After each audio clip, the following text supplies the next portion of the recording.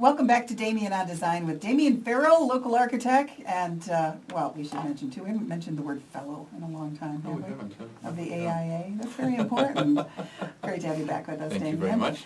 This is part 2 of our conversation with a fabulous woman who's so talented and creative. Her name is Brenda Brown, and she has a company called PareDown, where they will go in and help you actually pare down your home and rework it and rework the items in it.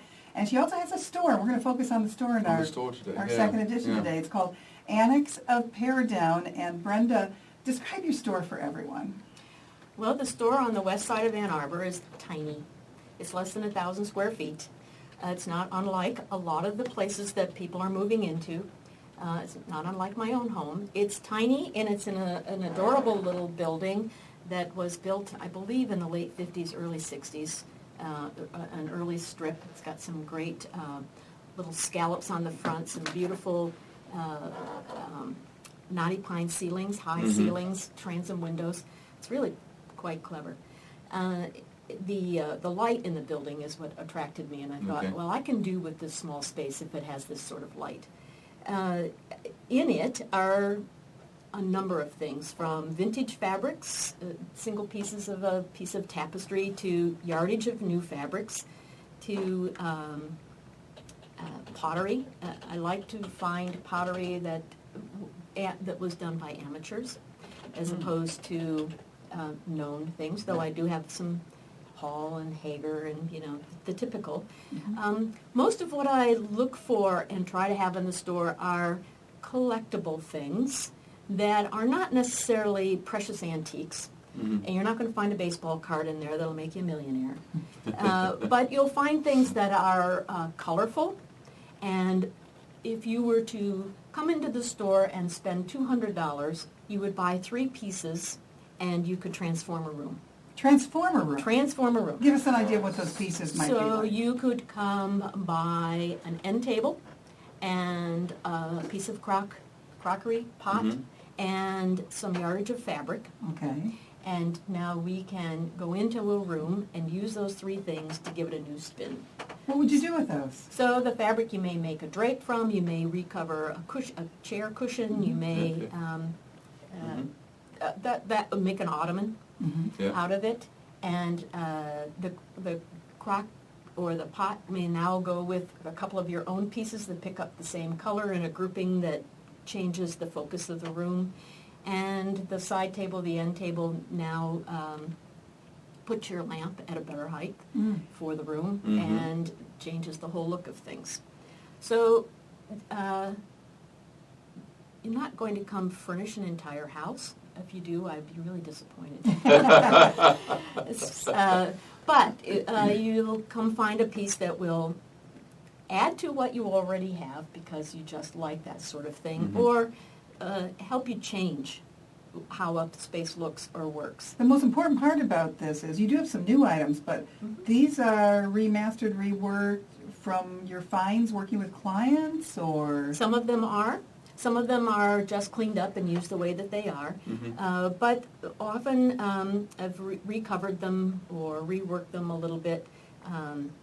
And I just tried to, for example, I have a vanity in the store at the moment that is, vanities are relatively low, with a tall, narrow mirror.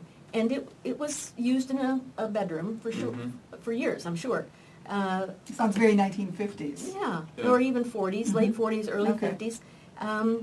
I have it near the front door, and what I try to show it as is this would make a great piece in an entryway. You have a home where you don't actually have a formal entry. A lot of the old houses on the old west side are smaller homes that don't have a formal entry. You just step into the room. Right. So if you put this next to the door, and you could put a coat rack next to it, so now it becomes the entryway. Oh. You could even put a strip inside one of the drawers, and it could be your recharging station. Right. So when you come in and drop your bag and things on the top of the vanity, you can open a drawer, and you can have the drawer on the right, and you can have the drawer on the left. You can put all your electronics in there, your keys, your wallet, your whatever. Great landing spot. Great landing spot, and there's a mirror on top of it to be sure that when you leave, you're looking the way you want to look.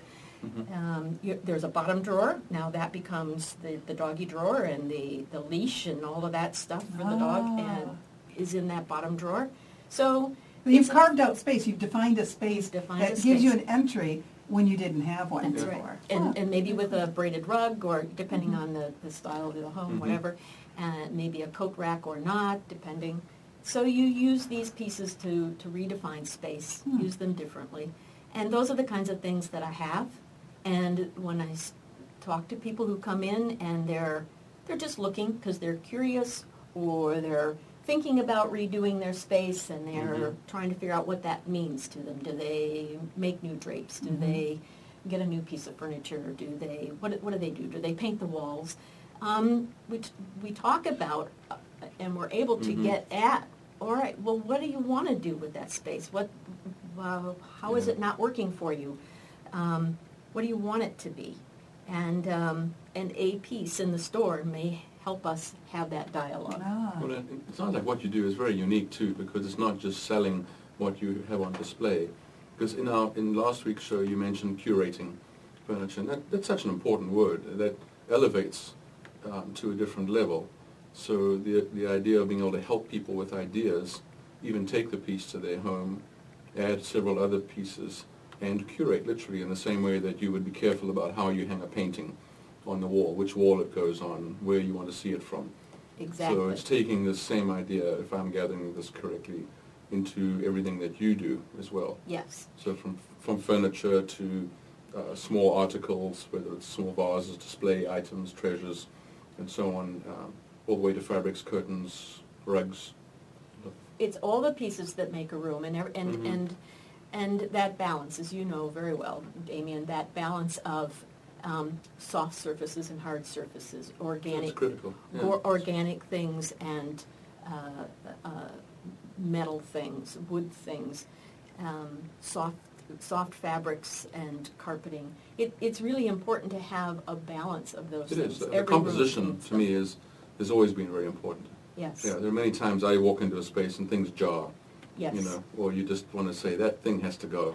Okay, You know, yeah. that piece or that, yeah. Or please move it over here. Yeah. Please put it here. All right, This thing. easy for you two designers to say that. For those of us who have no sensibility of design, I can't see it until it's already there. I can't even, Damian building something, I can't imagine something that's not there. And in your case, deciding what can be pulled together, what colors work, what groupings work, that is an art form. That is something that I don't know if that can be learned. I think it's innate to you. No, I think it can be learned. Do you really? I really yeah, do. I do too. I think that some people do that very easily Yes. with just a little bit of practice, and others maybe need a lot more hand-holding, but I think everyone can get there to an extent, to the extent that you're interested. Yeah. Right. I mean, some people just, Yeah. it's not a high priority for them. And that's where someone like Brenda Brown comes in and helps you try to find that sense of it. Last week on the show we learned that you will take items that people have and rework them. Can you give us some ideas of the things you've done for people that maybe the items weren't working in their current scheme, but they wanted to still showcase them in some way in their home?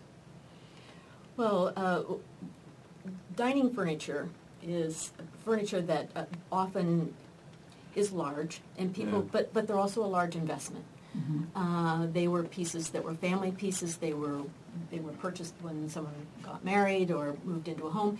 When you pare down space, if you move into a smaller space, dining space usually becomes the premium. There aren't big formal dining rooms. Right. There might actually be a bigger bedroom than you were used to. But the dining space is often the room or the space that is significantly different than what you had before. Okay.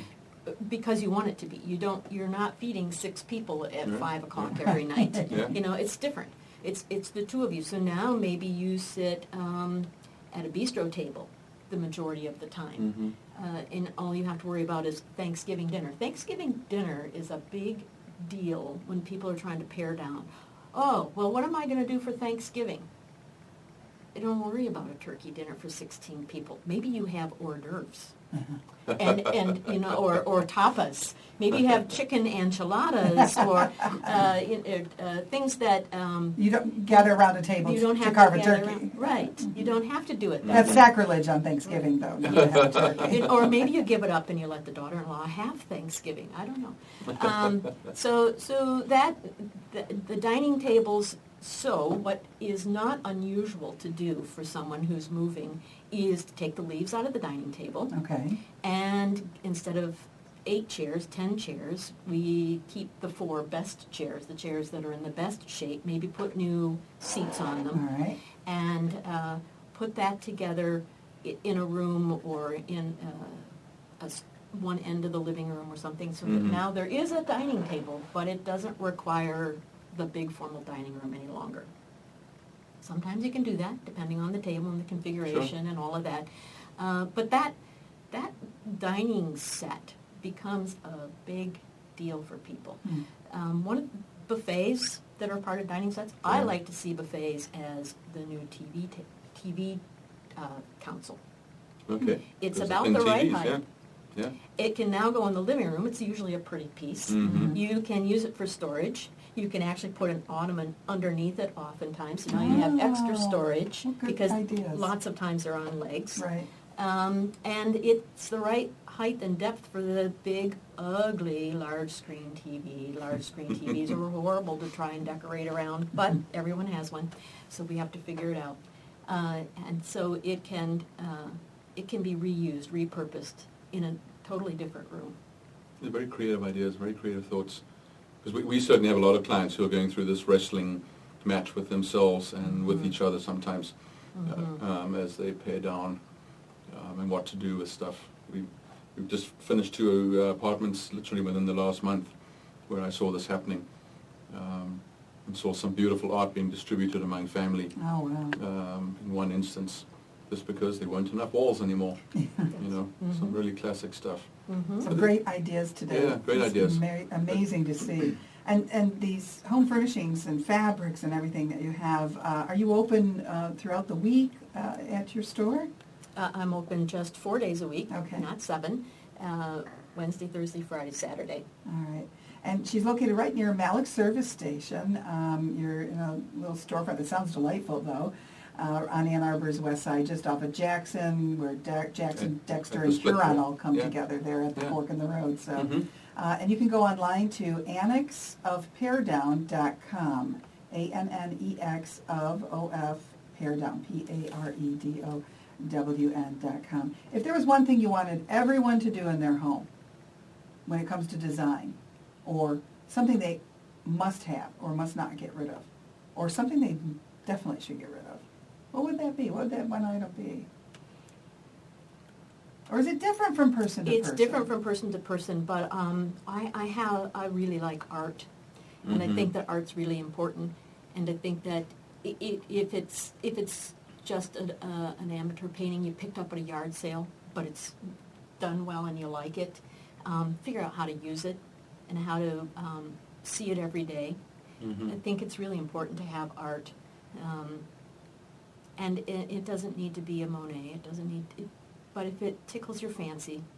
I think that's good you said that, because so many people think if they can't afford a really great artist, whether it's a local artist or something bigger than that, that they shouldn't have any art at all. No. That's there's a lot of really beautiful things out there that are not expensive, but you like to look at them. They do something for you. I hate the term "they speak to me," but I guess that's what I mean. You just like looking at them, and so you should have those things where you can see them every day. I think even a great poster, frankly, Yes. serves that same role. Yes. If you not because very few of us can afford art, original art, and I'm with you. There's some stuff that I got when I first came here in 1983, which I won't get rid of because they're small pieces. They are posters. There's one that's a University Musical Society piece, which is a keyboard drawn with the black and white keys drawn very roughly over a piece of music score. And I don't even remember what the particular concert was back from 1983, but I love the poster. I love the graphics of it.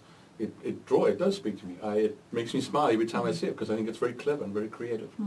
And that, I would never part with that. It's a small piece, but I would never part with that. I have some original photographs from when they made Gone with the Wind. Oh, you do? Black and white photographs. They're beautiful. I don't quite know what to do with them. I've had them forever since I was in college, acquired them on a haunt to They need to be New York. curated. Yeah, we'll Curated figure it onto That's a out. right. wall. That's right. Yeah, mhm. Yeah, they need to be curated. Yeah, Yeah. it just has to be displayed in the right way. That's Yeah. right. All right, well, I love all of your ideas, Brenda. Thank Yeah, you. thanks for Thank coming you. on the show. This Pleasure. is great to have this I've got kind a whole of bunch treasure of projects in for Ann her Arbor. at home. Thank you I'm so looking much. forward to seeing your store real soon, Annex of PareDown, and PareDown, her company, where she will come in and help you pare down and make your home more livable, more exciting, more breathable. Yeah.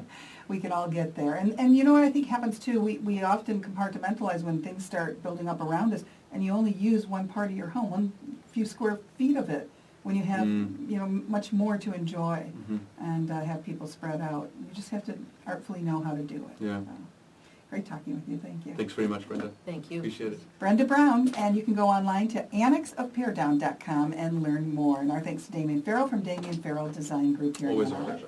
You can visit his site, dfdgonline.com. And more coming up on the Lucy Ann Lance Show, Ann Arbor's Talk Station, 1290 WLBY.